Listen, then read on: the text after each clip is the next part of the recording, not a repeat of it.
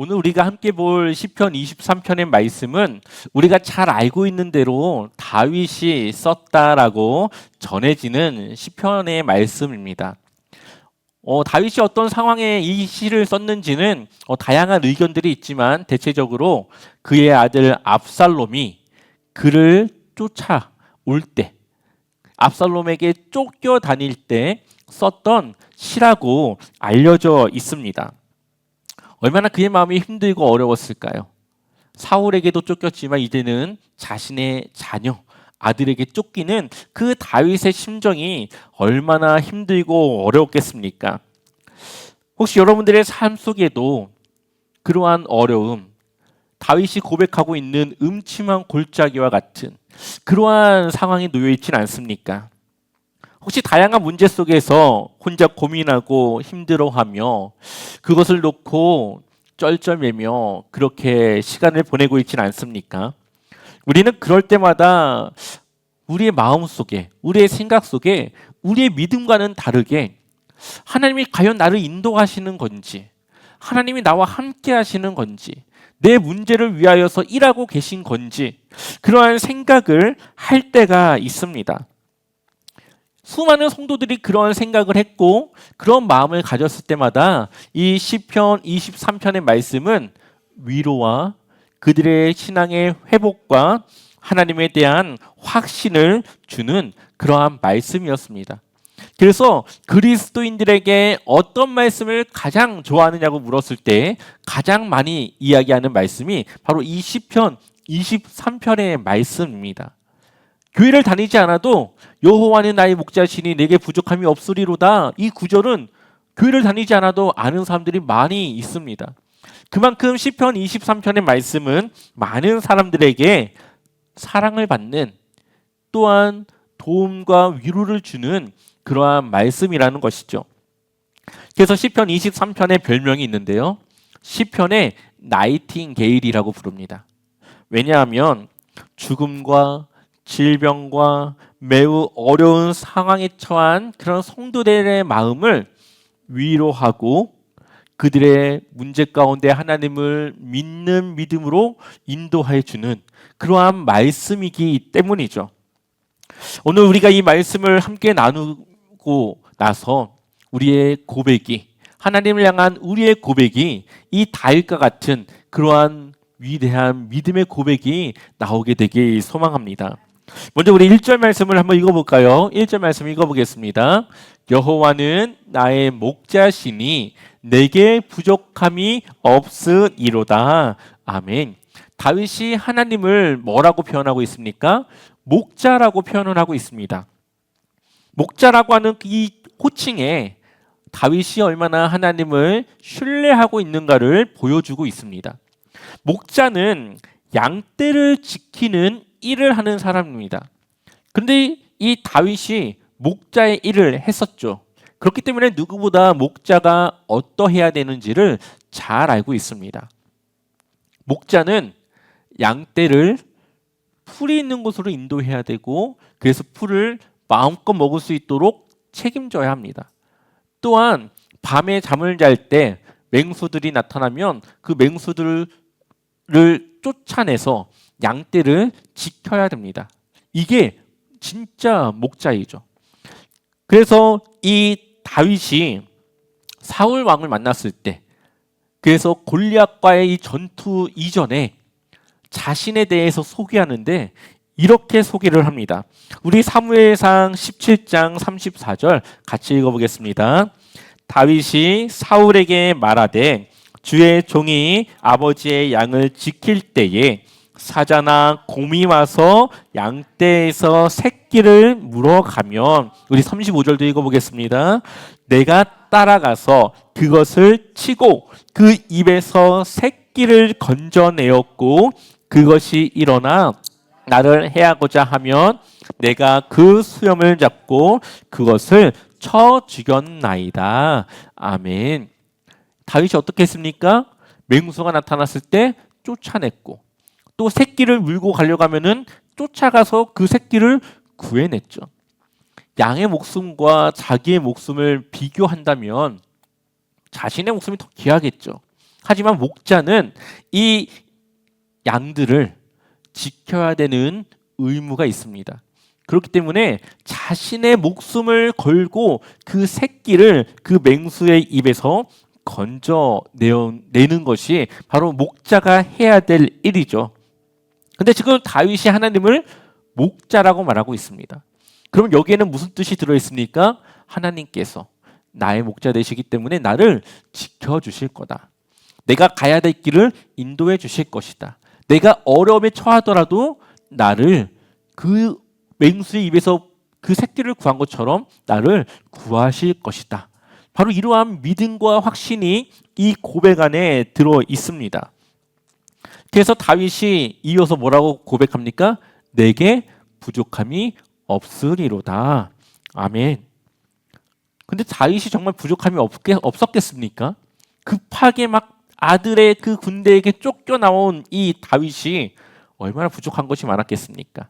하지만 그 부족함 속에서도 나의 목자 되신 하나님이 나와 함께 하시기 때문에 조금은 부족함이 있더라도 그것을 채우실 하나님을 신뢰하며 내게 부족함이 없다라고 믿음으로 고백하고 있는 것이죠.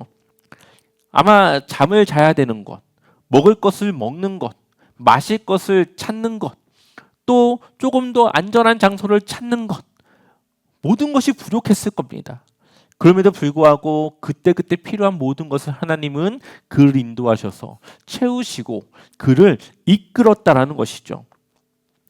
하나님은 우리의 필요를 채우시는 하나님이십니다.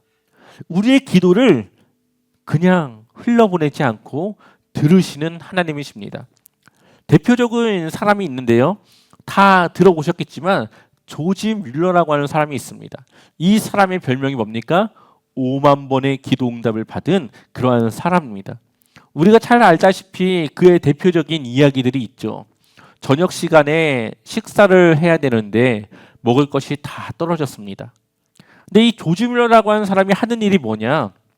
고아원을 운영했습니다. 이 영국의 19세기에 수많은 고아들이 있었고 그 고아들을 이렇게 모아놓고 이 고아원을 운영하는데 그 인원만 해도 몇천 명이 되었습니다. 근데 이 조지 뮬러가 이 고아원을 운영하는 방법이 있는데 후원 요청을 하지 않아요. 누군가에게 가서 나 이거 부족하니까 이것 좀 주세요. 이야기하지 않습니다. 모든 것을 하나님께 기도하고 모든 것을 하나님께 구합니다. 그렇게 이 고아원을 운영했던 사람이 바로 이 조지 뮬러라고 하는 사람입니다. 근데 어느 날 저녁을 먹어야 되는데 먹을 것이 다 떨어졌습니다. 아이들은 모여서 먹을 것을 먹고 싶어하고 배고파하고 있고 접시는 비어져 있고 그때 조지 뮬러가 우리 다 같이 하나님께 식사 기도를 드립시다 라고 이야기를 해요. 그랬더니 저기 애들이 아이 뭐 밥도 없는데 무슨 식사 기도야. 아유 뭐 먹을 것도 없는데 무슨 식사 기도를 해. 이런 이야기가 막 터져 나오는 것이죠. 그러나 이 조지 뮬러는 하나님께서 우리의 모든 것을 채우십니다 라고 이야기하고 기도를 드립니다. 그리고 기도를 다 끝나고 났는데 당연히 접시는 비어져 있었겠죠. 그때 초인종 소리가 들렸고 어느 한 신사가 한 종을 보내가지고 전달하기를 진작에 와서 돕고 싶었는데 너무 늦었습니다. 죄송합니다. 그러면서 통을 막 큰 통을 몇 개씩 막 날라다 주는 겁니다. 봤더니 거기에는 빵과 고기와 야채들이 가득 들어 있었다라는 거죠. 그래서 그 아이들은 그걸로 아주 배부르게 끼니를 채울 수 있었다라는 겁니다. 또 그 비슷한 이야기들이 얼마나 많은지 모릅니다. 아침에 또 먹을 것이 없어서 기도했더니 옆에 있던 그 빵집에서 다른 데 납품을 하기로 했던 그 빵을 이 취소해서 어떻게 할 수가 없어가지고 그것을 어떻게 할까 하다가 그 고아원에 주었다라는 거죠. 이런 식으로 하나님은 그의 필요를 채우셨습니다. 왜 조지 뮬러는 그러한 은혜를 경험했고 그러한 하나님의 귀한 은혜를 평생에 걸쳐 경험했는데 왜 우리에게는 그러한 은혜가 많지 않은 것 같이 느껴질까요? 아마 제가 볼 때에는 우리도 그러한 은혜를 경험하고 있는데 우리가 바라보는 시선은 부족한 것을 바라보고 있고 이 뮬러가 바라보는 것은 하나님의 채우시는 것을 바라보고 있기 때문입니다. 우리는 늘 부족한 것을 왜 채워지지 않지? 부족한 것을 바라보는데 이 뮬러는 부족한 것을 채우시는 하나님의 그 손길을 바라보았다는 거죠. 우리의 삶을 잘 돌아본다면 하나님께서 하루하루 우리의 귀한 필요를 채우시고 인도하고 계시다라는 것을 우리는 경험할 수 있습니다. 우리의 바라보는 이 시선이 이제는 나의 부족함에서 나를 채우시는 하나님의 그 손길을 바라볼 수 있어야 될 것입니다. 다윗이 도망가는데 어디로 가야 될지 어떻게 알겠습니까? 정처 없이 그냥 막 도망쳐 나왔는데 어디로 가야 될지 그가 어떻게 알겠습니까? 근데 그가 고백하기를 2절에 그가 나를 푸른 풀밭에 누이시며 쉴만한 물가로 인도하시는도다. 아멘. 하나님께서 자신을 푸른 풀밭, 쉴만한 물가로 인도하고 있다라고 고백합니다. 다윗의 이러한 고백은 실제 자신의 삶이 그렇진 않지만 내가 가는 곳이 하나님이 내게 갈 수 있는 가장 좋은 곳, 가장 안전한 곳이라는 것을 고백하고 있는 것이죠. 물론 우리의 기준에 미치지 않는 그러한 환경이겠지만 하나님이 그 다윗이라고 하는 사람이 처한 환경 속에서 가장 좋은 장소, 가장 좋은 길로 인도하고 있다는 것을 다윗은 확신하고 고백하고 있는 것입니다. 얼마나 이 다윗이 하나님을 자신의 목자로서 전적으로 신뢰하고 있는지를 이 구절구절마다 그의 고백을 통해 우리는 알 수가 있습니다. 하나님이 왜 그렇게 다윗을 혹은 우리의 삶을 인도해 주실까요? 3절 말씀 같이 읽어볼까요? 함께 읽어보겠습니다. 내 영혼을 소생시키시고 자기 이름을 위하여 의의 길로 인도하시는 도다. 아멘. 누구의 이름을 위해서요? 자기 이름을 위하여. 하나님께서 자기 이름을 위해서 우리를, 하나님의 자녀된 우리를 하나님의 양으로 돌보는 목자로서 우리를 의의 길로, 가장 좋은 길로 인도하신다는 겁니다. 목자로서 가장 치욕적인 명예가 떨어지는 일은 무엇일까요? 아마 양을 지키지 못했다라는 걸 겁니다. 목자로서 해야 될 의무와 책임을 다하지 못한 것. 그것이 아마 목자로서 가장 명예가 떨어지는 일이겠죠. 근데 이때 당시 이 목자들 중에서는 삭군이 있었습니다. 삭군. 삭군은 뭐냐? 이 양은 내 양은 아니지만 대신 이 양을 치는 사람. 그러니까 일하는 사람이죠. 일하러 온 사람, 돈 벌러 온 사람.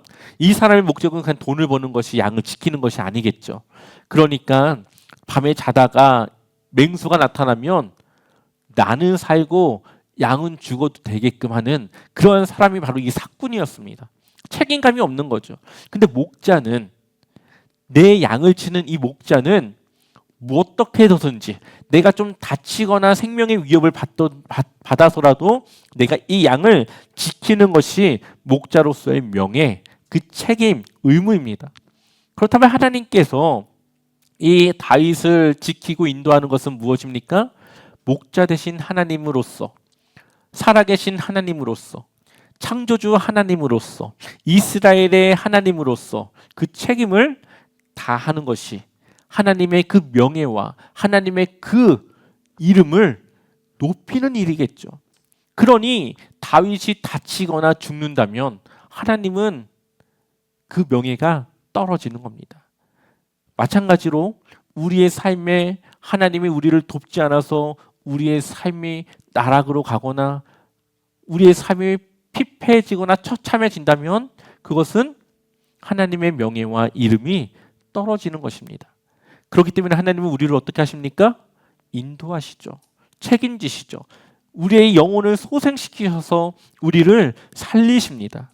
왜? 하나님은 자기 이름을 책임지는, 하나님의 그 영광을 위하여서 우리를 책임지신다라는 겁니다. 그러니 우리는 양으로서 목자의 음성을 따라 살아가는 것이, 목자의 음성에 순종하는 것이 우리가 해야 될 일인 것이죠. 그리고 목자는 그 순종하는 양들을 책임지고 보호하고 인도해야 되는 것이 이 목자의 일입니다. 그렇기 때문에 우리의 어떤 상황이 있든지 우리는 두려워할 필요가 없습니다. 물론 그 두려움이 오겠지만 그 두려움을 우리는 이길 수 있습니다. 하나님이 나의 목자 되심을 고백하고 하나님이 나의 모든 것을 책임지셔서 부족함이 없게 하시고 하나님께서 자기 이름을 위하여서 우리를 의의 길로 인도하신다는 것을 우리가 믿음으로 고백하고 그것을 기억하면 우리는 그 두려움을 이겨낼 수 있는 것입니다. 그렇기 때문에 우리가 하나님의 자녀로서 살아가고 있는 지금 이 길이, 이 삶이 하나님께서 우리를 인도해 내시는 가장 좋은 길, 푸른 풀밭이고 쉴만한 물가이고 의의 길로 인도하시는 그러한 하나님의 인도하심이 있는 그 삶이라는 것을 우리가 믿음으로 확신하며 살아가야 되는 것이죠. 4절을 보면은 이 다윗이 처한 상황에 대한 이야기가 나옵니다. 우리 한번 읽어볼까요? 4절 함께 읽겠습니다. 내가 사망의 음침한 골짜기로 다닐지라도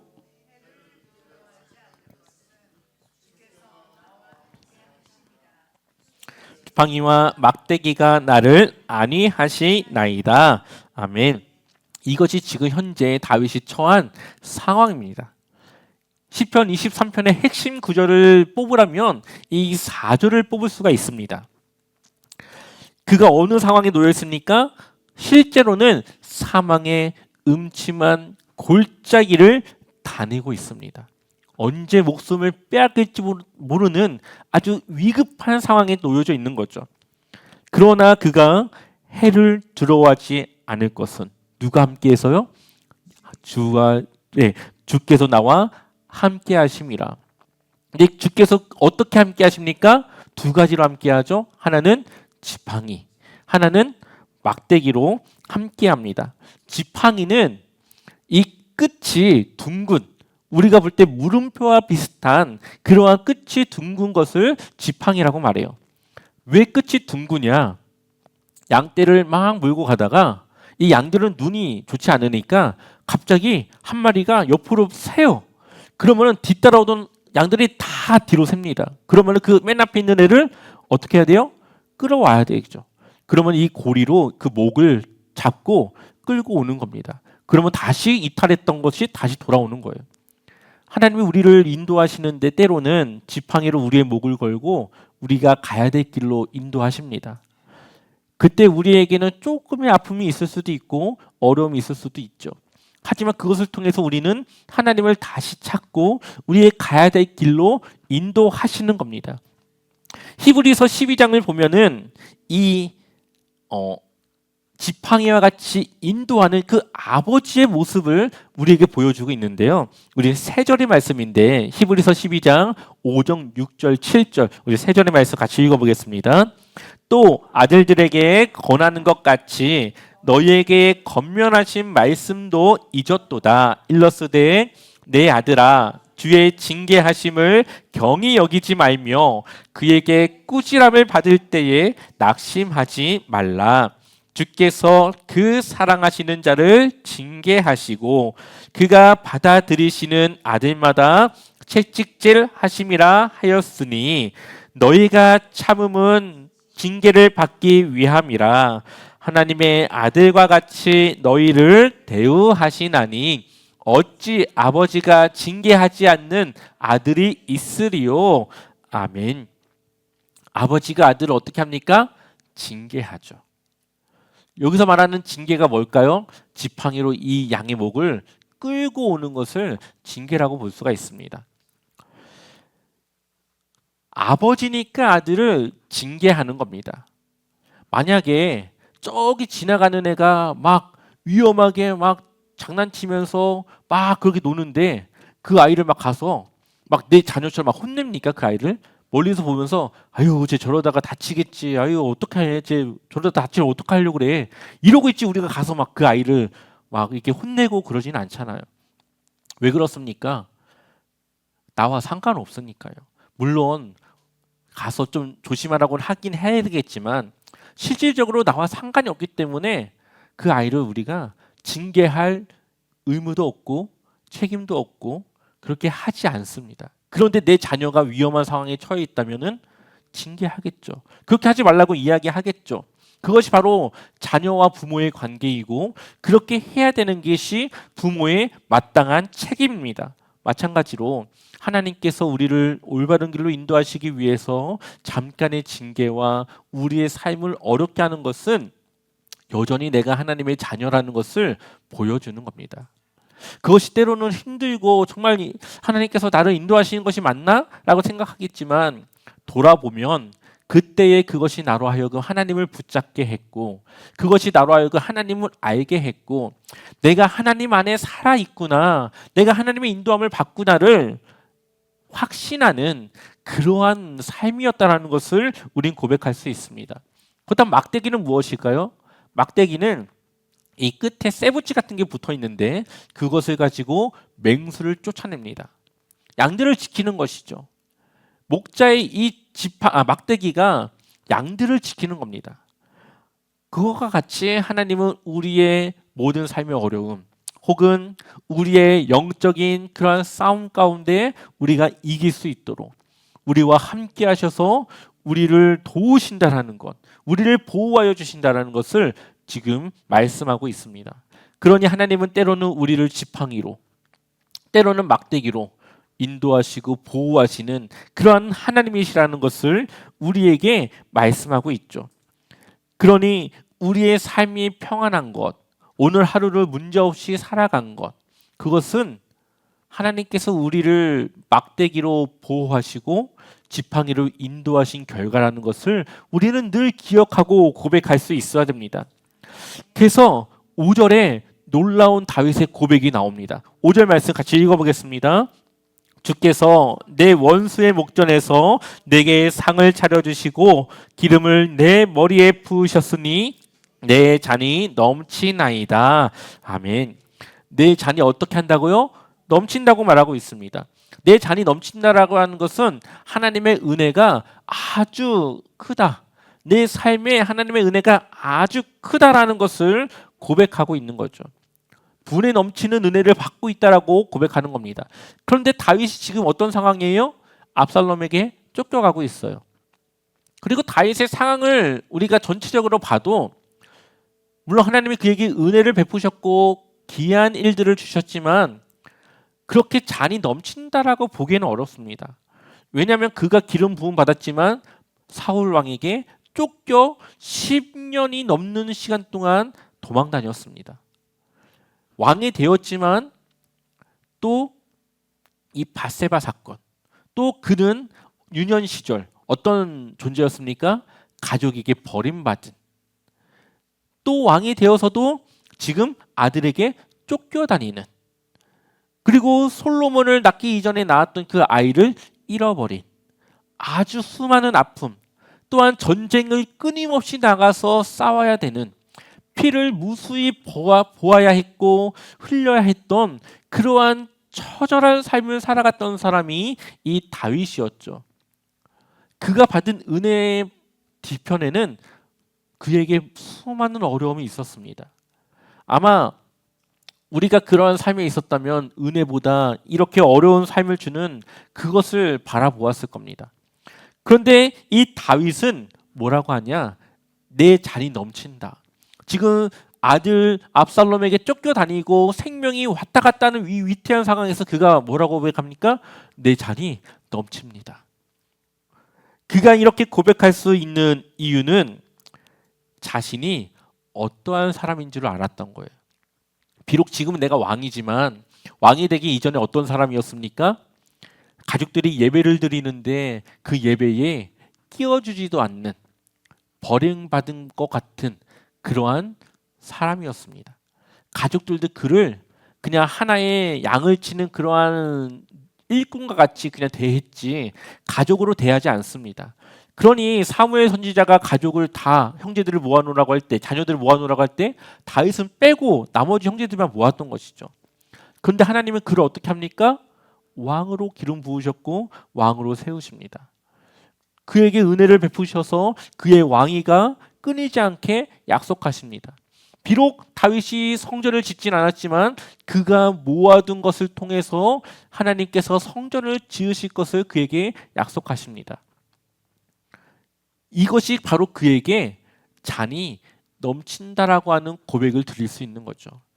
나의 이러한 어렵고 힘든 상황보다 이렇게 비천했던 내 삶을 하나님은 나를 왕으로서 사용하시고 하나님의 귀한 백성들을 이끄는 자리에 나를 앉히셨다라는 것, 그 은혜를 그가 고백하는 겁니다. 이 내 잔을 넘친다라고 하는 이 고백 가운데 한 분의 아주 유명한, 그리고 우리에게 귀한 감동을 주는 한 분의 이야기가 있습니다. 혹시 들어보셨는지 모르겠지만 맹의순 전도사님이라는 분이 있습니다. 이분은 6.25 전쟁 당시에 포로 수용소에 억울하게 갇힌 사람이었습니다. 이분의 인생을 보면은 얼마나 억울한 인생인지를 알 수가 있습니다. 아버지는 평양의 장대현 교회의 장로님이셨고, 이 장로님의 아들로서 아주 좋은 신앙을 가진 이 전도사님이 이제 피난으로 이 남한으로 와서 남대문에 있는 교회를 다니기 시작합니다. 그리고 거기서 이제 신학교를 다니고 하면서 이제 전도사로 이제 그 교회에서 사역을 하게 되는데, 이 사역을 하다가 보니까 한국 전쟁 6.25가 발생하면서 이제 그가 이 인민군 포로가 됩니다. 그래서 거기서 이제 힘든 이제 노역 생활을 하게 되는 것이죠. 그런데 이 미군, 이 유엔군이 와가지고 이제 그 포로들을 다 이게 풀어주고 하는데, 이 전도사님을 오해해서 인민군인 줄 알고 거제도에 있는 포로 수용소로 보내버려요. 얼마나 억울합니까? 근데 이 전도사님이 이 포로 수용소에 갔는데 거기에는 중공군, 중국 군인들이 이제 잡혀가지고 있는 포로 수용소였습니다. 근데 이 전도사님이 얼마나 이 사명이 불탔는지 그곳에서 목회를 합니다. 광야교회를 거기서 이제 시작하게 되는데, 이 인민군들에게, 이 중공군들에게 복음을 전하고 그들을 섬기기 시작해요. 그들의 아픈 것을 돌보고 그렇게 시작하게 됩니다. 이 전도사님의 소식을 들은 남대문 교회는 투서를 써서 이 전도사님을 빼내려고 했고 나올 수 있는 상황이 놓여지게 됩니다. 그런데 이 전도사님이 나오지 않아요. 나는 지금 여기서 이 사람들을 돌보고 있기 때문에 나갈 수 없다라고 이 나오는 것을 거부합니다. 그러다가 그가 이제 이 석방을 거부하면서 고백하기를, 주여, 지옥이 존재한다고 하는 것을 알면서 제가 어찌 천국을 즐기겠습니까? 저를 지옥으로 보내어 고통받는 저들을 위로하게 하옵소서. 그러나 물론 이곳은 지옥이 아닐세. 나를 필요로 하는 이곳에 내가 있는 것이 얼마나 마음 편한지 모르겠네. 그러니 나를 그만 놔두게. 여기서 이분들을 섬기도록. 이것이 바로 그 전도사님의 마음이었습니다. 그러다가 그가 이제 모든 임기가 다 차고 나가기 사흘 전에 내 막염으로 쓰러져 목숨을 잃게 됩니다. 그리고 그의 마지막을 보았던 중공군들, 중국 군인들이 고백하기를, 맹 선생님은 우리의 더러운 몸을 닦아주면서 노래하셨는데 그 소리가 마치 하늘의 천사가 노래하는 것 같았습니다. 우리는 선생님을 통해서 하나님이 계시다라는 것을 깨달아 알게 되었습니다. 그분이 하나님의 품에 안기던 때 부른 마지막 노래는 시편 23편이었습니다. 그 중에서도 4절과 5절을 수없이 많이 고백하고 불렀다는 거죠. 우리 한번 4절과 5절 같이 읽어볼까요? 우리 함께 읽어보겠습니다. 내가 사망의 음침한 골짜기로 다닐지라도 해를 두려워하지 않을 것은 주께서 나와 함께 하심이라. 주의 지팡이와 막대기가 나를 안위하시나이다. 주께서 내 원수의 목전에서 내게 상을 차려주시고 기름을 내 머리에 부으셨으니 내 잔이 넘치나이다. 아멘. 그가 포로 수용소에 억울하게 들어갔지만 그곳에서 하나님을 섬기며 그들을 섬기며 복음을 전할 수 있는 자신에게 이 삶은 잔이 넘친다라고 고백했습니다. 바로 그러한 간증과 일기들이 발견되면서 그의 이야기를 책으로 펴내게 되는데 그 책의 제목이 내 잔이 넘치나이다 라고 하는 제목이에요. 사랑하는 여러분, 하나님은 우리의 목자이십니다. 다윗이 찬양하고 고백했던 하나님이 나의 목자라고 하는 그 고백이 이제는 우리의 고백이 되어야 할 줄 믿습니다. 우리가 시편 23편의 고백을 통해서 하나님이 내 삶의 목자이심을 우리가 고백했으면 좋겠습니다. 주님이 나의 목자 되심으로 내가 어디에 있든지 어디로 가든지 그것이 푸른 초장이고 쉴만한 물가라고 고백하고 어떠한 상황에서도 나를 인도하시고 보호하실 것을 믿습니다라고 고백하고 내게 주신 하나님의 은혜로 내 잔이 넘칩니다라고 고백할 수 있는 믿음이 우리에게 있어야 될 것입니다. 날마다 믿음으로 고백하며 하나님과 동행하며 살아가시길 축원합니다. 그래서 하나님께서 오늘도 그리고 내일도 우리의 가장 좋은 길을 인도하시는 하나님이심을 우리가 늘 고백하며 경험하며 하나님과 동행하며 살아가시기를 축원합니다.